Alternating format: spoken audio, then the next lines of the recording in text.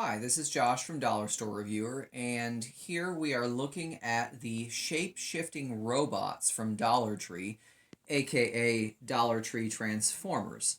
They are $1.25, like everything else at Dollar Tree, and they come in a few different varieties.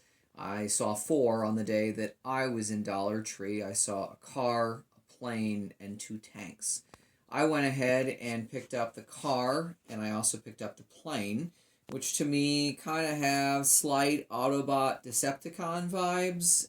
I grew up with Transformers. I mean, I played with them as a kid. So this is definitely something familiar to me, and I was really curious to see how these would perform, especially because Transformers are a lot more than $1.25, especially for ones of this size. I should let you know off the bat that you see that they're standing. That took a little bit of effort on my part to make happen. That didn't work out real easily. I did kind of get them to stand. I couldn't guarantee that if I picked them up and put them down that they would stay that way. Something else that I noticed about them is that they are very light, like they are plastic. They don't have the same substantial nature that you see even with some of your smaller, more lower budget Transformers. And I do have some smaller, lower budget Transformers that I have that my kids play with and that we have around the house. And this is not like those. So let me go ahead and show you how these work. I'm probably going to end up fussing with these because in my practice with them they took a while. They are not the easiest to actually transform. So here's the car. I'll move this one out of the way. Here's the car. And again, it's pretty flimsy plastic. It doesn't feel real strong at all. I'm kind of afraid I'm going to break it. I think with the back of this car, you kind of have to rotate the hips. I almost sometimes had better luck like disconnecting them entirely. But you can see, you have to kind of slide it up like this, slide it up like this.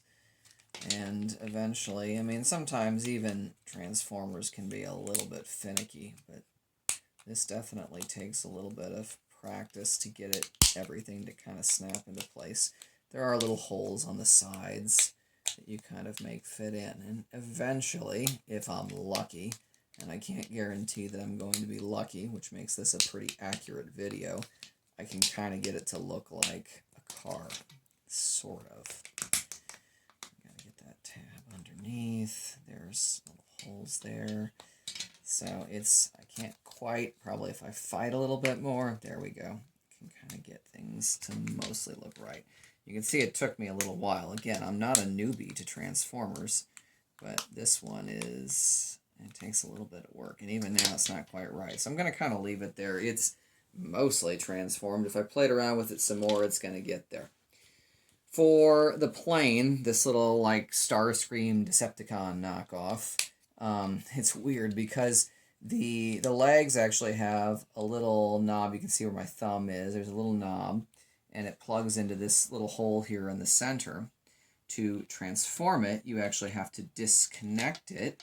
You pull the legs kind of up like this, and then there is a little bit of a tab up here that you snap it into. So it's actually not entirely one piece. I found this one to be a little easier to work with, and it's mostly okay.